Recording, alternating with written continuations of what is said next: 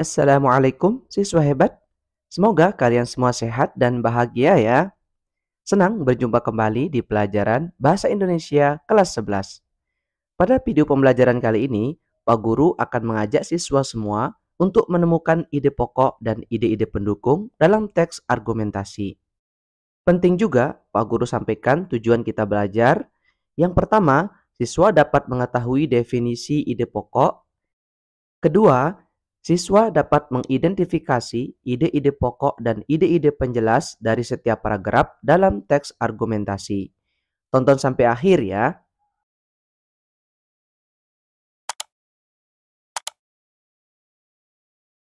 Kegiatan 1, membaca teks argumentasi dan menemukan ide pokok dan ide-ide pendukung dalam setiap paragraf.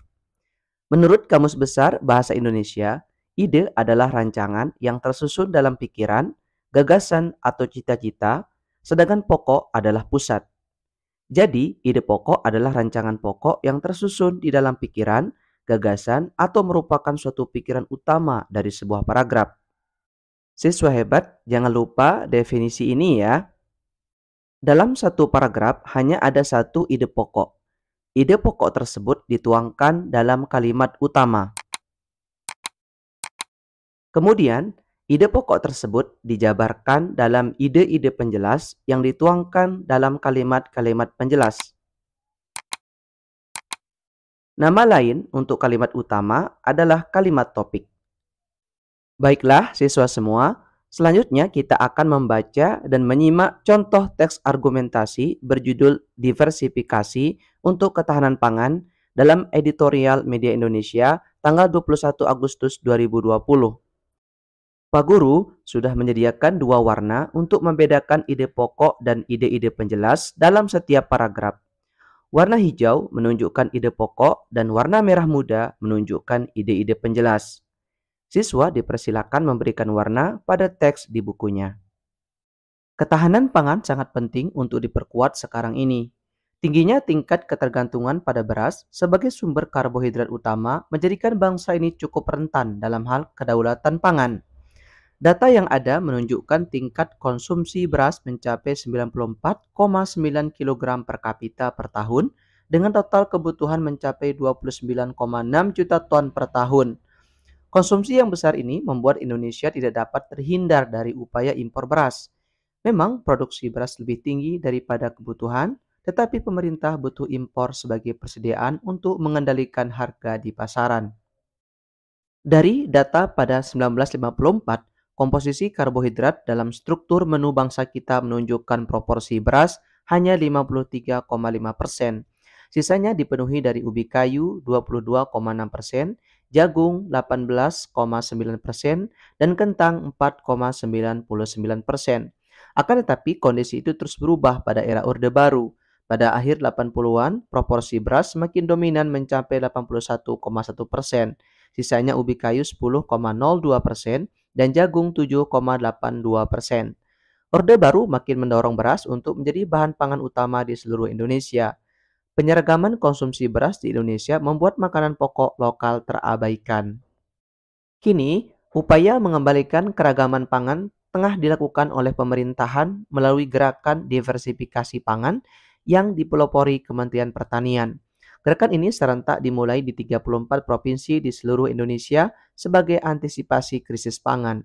Gerakan ini diharapkan mampu mengurangi ketergantungan konsumsi beras dan sebagai penyedia sumber pangan alternatif berupa sumber karbohidrat lokal non-beras. Dengan demikian, konsumsi pangan lokal sebagai sumber karbohidrat lain pun diharapkan terus meningkat. Kementerian Pertanian mengajak seluruh gubernur dan bupati atau wali kota untuk bersinergi menguatkan gerakan diversifikasi pangan ini dalam upaya mengukuhkan ketahanan pangan. Kita akan kembali meneguhkan bahwa bangsa ini punya keanekaragaman pangan yang besar, tidak hanya beras yang membuat kenyang. Hal ini ditindaklanjuti dengan gerakan di sejumlah daerah yang mengeluarkan kebijakan sehari tanpa nasi.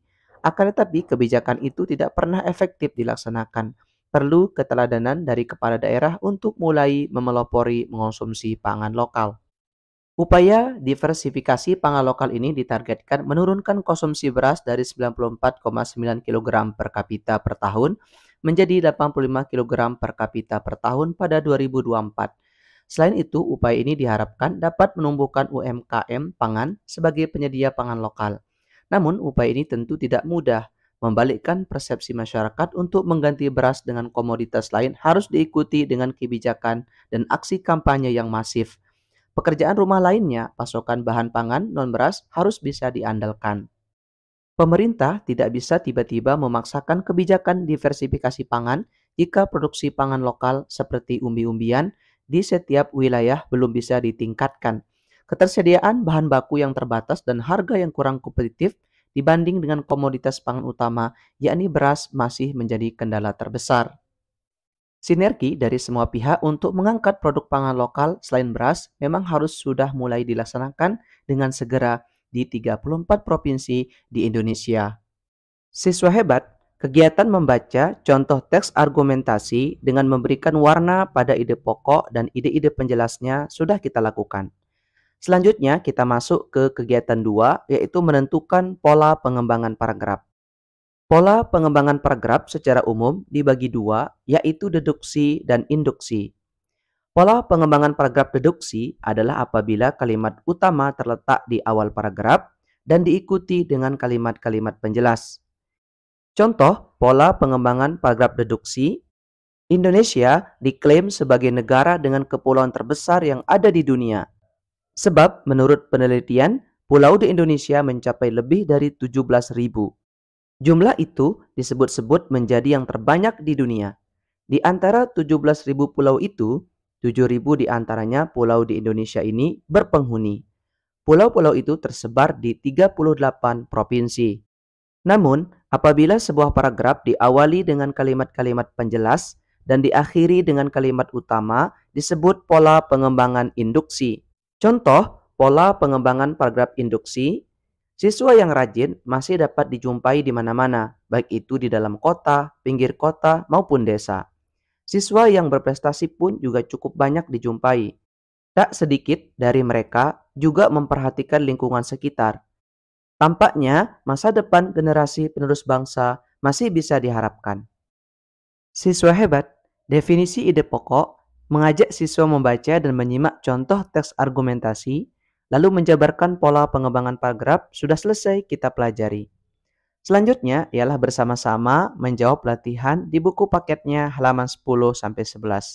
Pak Guru jelaskan saran jawabannya.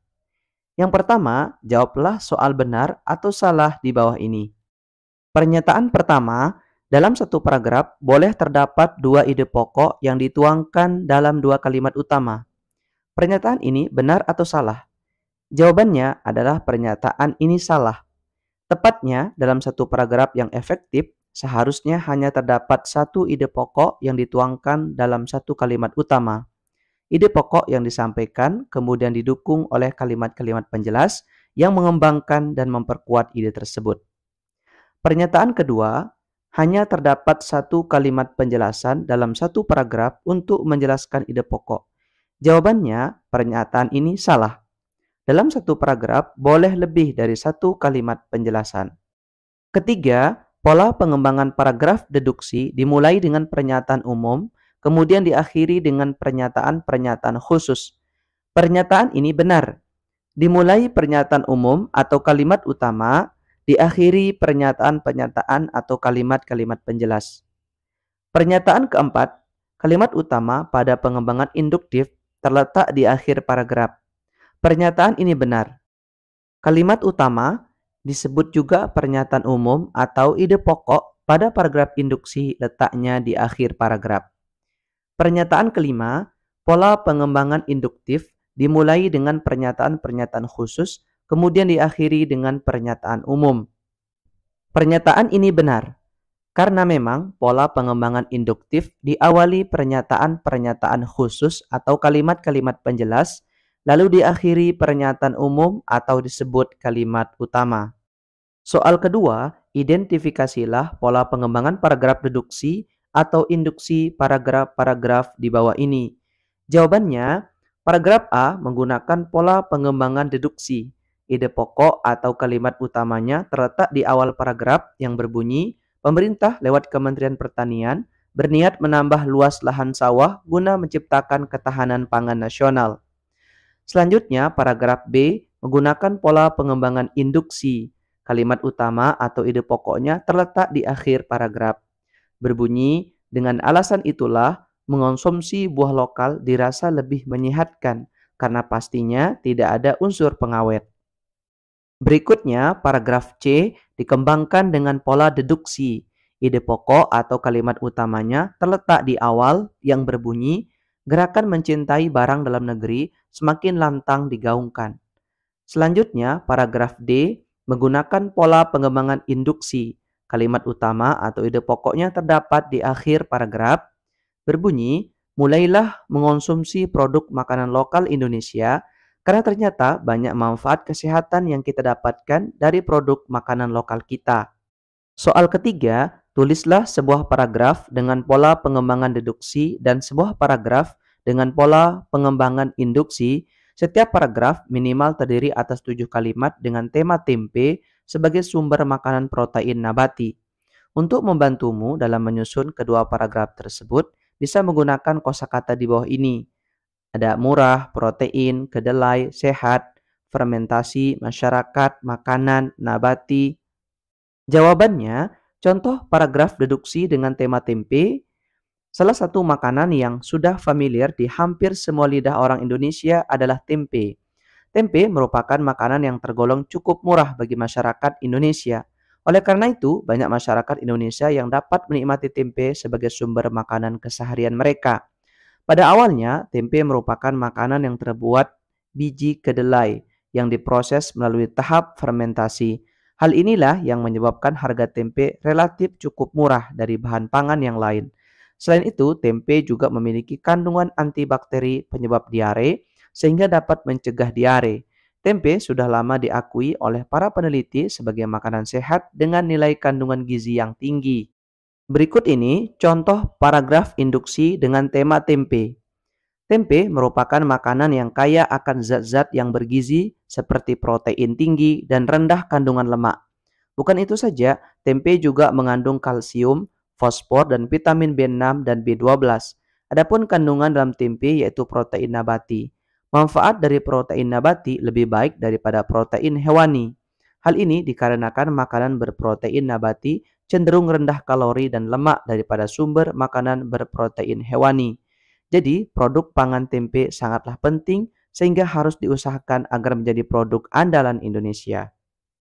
Soal keempat, berdasarkan teks yang berjudul diversifikasi untuk ketahanan pangan, tentukan pola pengembangan paragraf yang digunakan dalam setiap paragrafnya.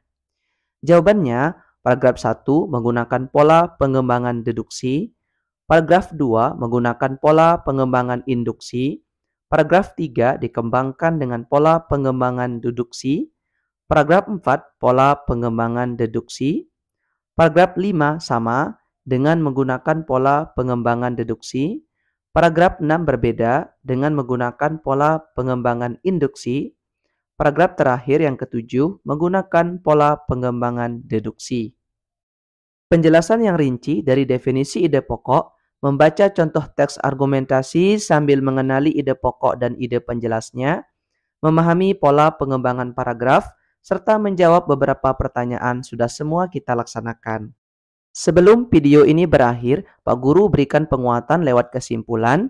Kesimpulan pertama, ide pokok adalah rancangan pokok yang tersusun di dalam pikiran, gagasan, atau merupakan suatu pikiran utama dari sebuah paragraf.